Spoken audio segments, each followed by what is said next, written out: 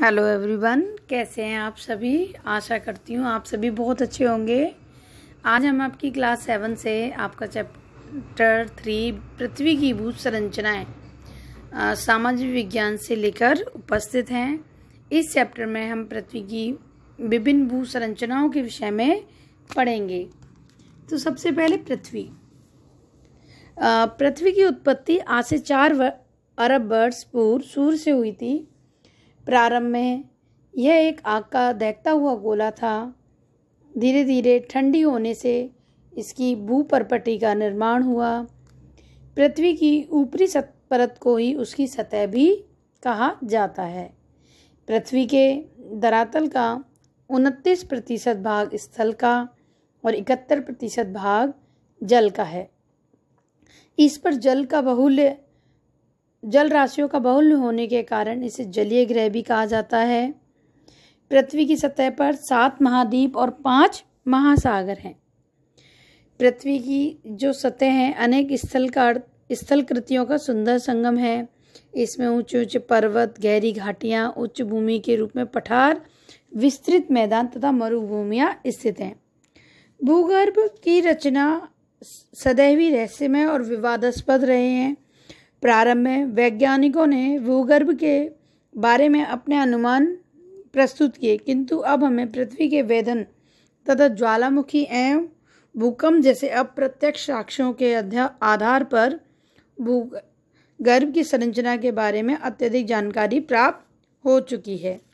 तो ज्वालामुखी उद्गारों से यह सूचित होता है कि पृथ्वी का भीतरी भाग भी उष्ण और द्रवित अवस्था में है। तो सबसे पहले हम ज्वालामुखी पढ़ेंगे।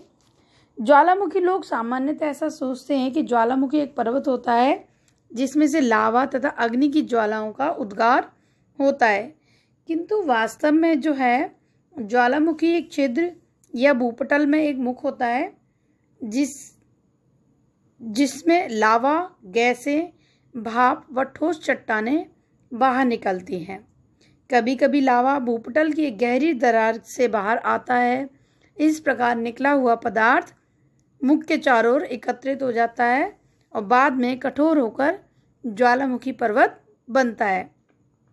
ज्वालामुखी की जो आकृति अभी आपको देखने में पता चली रही होगी कि इसकी जो आकृति होती है वो एक शंकु जैसी होती है और बीच में इसकी गहरी दरार, नलिका, जिससे होकर लावा जो है वो बाहर जाता है, आता है, उसे ग्रीवा कहलाता है। वो क्या कहलाता है? ग्रीवा कहलाता है। प्याले की आकृति का मुख क्रेटर कहलाता है। अभी आपके सामने ज्वालामुखी का बिल्कुल डायग्राम दिखाई दे रहा है।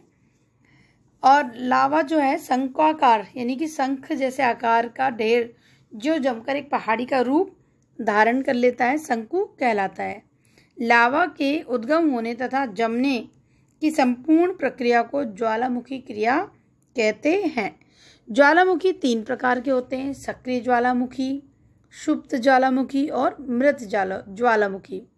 सक्रिय ज्वालामुखी, ये ज्वालामुखी सदैव सक्रिय रहते हैं, अर्थात इनमें से निरंतर उद्गार होता रहता है।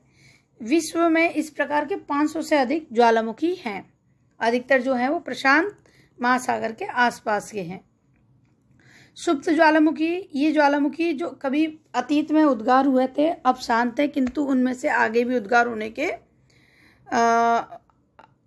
के चांसेस हैं। मृत ज्वालामुखी, ये वे ज्वालामुखी हैं जिनमें अतीत में उद्गार हुआ था किंतु अब वे सक्रिय नहीं है और भविष्य में भी इनके सक्रिय होने की कोई उम्मीद भी नहीं है। अगला है हमारा भूकंप। शैलों की आकस्मिक गतियों और टूटने के फलस्वरूप पृथ्वी के धरातल का अचानक हिलना या कांपना जो है भूकंप कहलाता है।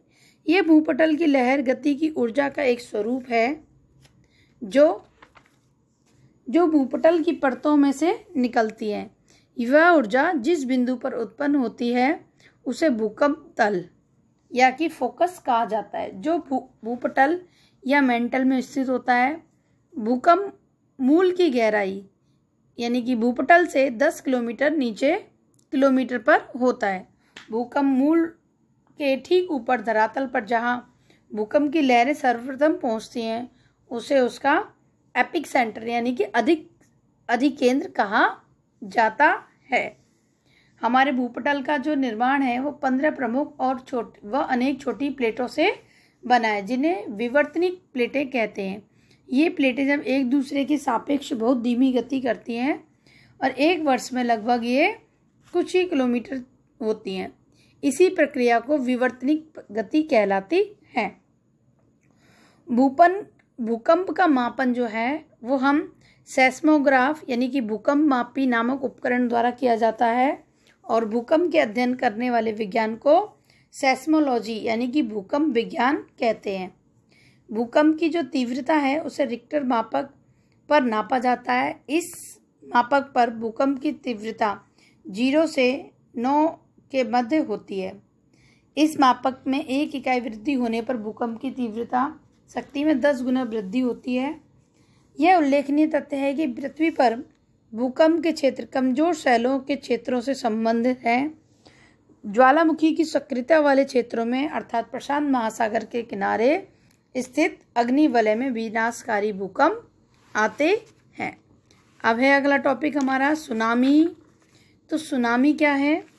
सुनामी जो है समुद्र की सतह के भीतर आने वाले भूकंप ऊंची समुद्री लहरें जो समुद्र के निकट के स्थानों का विनाश कर देती है या विनाश लेकर आती है के आने का कारण है। ऐसी समुद्री लहरों को सुनामी कहते हैं।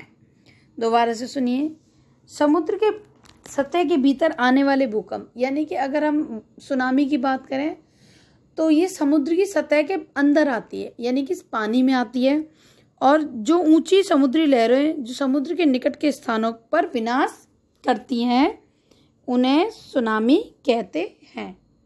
अगला टॉपिक है हमारा जल, हिम व वायु की गतियां। पृथ्वी की सतह अपक्षय या अपरदन के कारण परिवर्तित होती रहती है। सूर्य, वायु,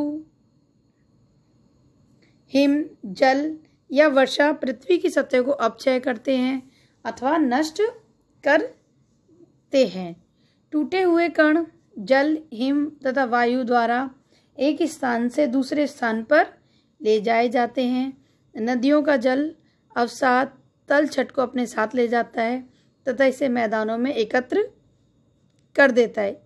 यह खाली स्थान पिघली हिम अथवा जल से भरे जाते हैं। इस प्रकार झीलों का निर्माण होता है। आप बहती हुई वायु में धूल के कण देख सकते हैं। चट्टानों में टूटे कण वायु द्वारा एक स्थान से दूसरे स्थान पर ले जाए जाते हैं। अगला टॉपिक है भू संरचनाएं। पृथ्वी के भीतर होने वाली विवर्तनिक गतियां विभिन्न भू संरचनाओं का परिणाम होती हैं। ये गतियां जो हैं वो बहुत मंद होती हैं। ये 2 प्रकार की होती हैं, एक लंबवत और दूसरी क्षैतिज। लंबवत गति में पृथ्वी के भूपटल के कुछ भागों पर उभार या धसाव बन जाते हैं। उभार वाले स्थानों पर पठारों का और महाद्वीपों का तथा धसाव वाले स्थान पर घाटियों का निर्माण होता है। यही कारण है कि इसे महाद्वीप निर्माणक गति भी कहते हैं। अगला है क्षैतिज गति। विवर्तनिक प्लेटों के एक दूसरे के विरुद्ध संपीड़ित होने के परिणाम स्वरूप वलन बनते हैं और विवर्तनिक प्लेटों के तनाव की स्थिति के परिणाम स्वरूप भ्रंश बनते हैं। वलन क्या है? वलन 2 प्लेटों के आपस में टकराने से वलन बनते हैं। इस प्रक्रिया में चट्टानें अधिकांशतः मुड़कर टूट जाती हैं। यह टकराव ऊपरी वलन जिसे अपनीति कहते हैं और निचले वलन जिसे अवनीति कहते हैं का कारण होता है। अपनीति के परिणाम स्वरूप पर्वतों का निर्माण होता है, जैसे कि भारत में हिमालय, अमेरिका में एंडीज, जबकि अवनीति के परिणाम स्वरूप घाटियों का निर्माण होता है। अगला है भ्रंश। जब विवर्तनिक प्लेटें एक दूसरे से दूर हट जाती हैं, एक तनाव उत्पन्न होता है जिसके परिणाम स्वरूप पृथ्वी की सतह पर दरारें पड़ जाती हैं।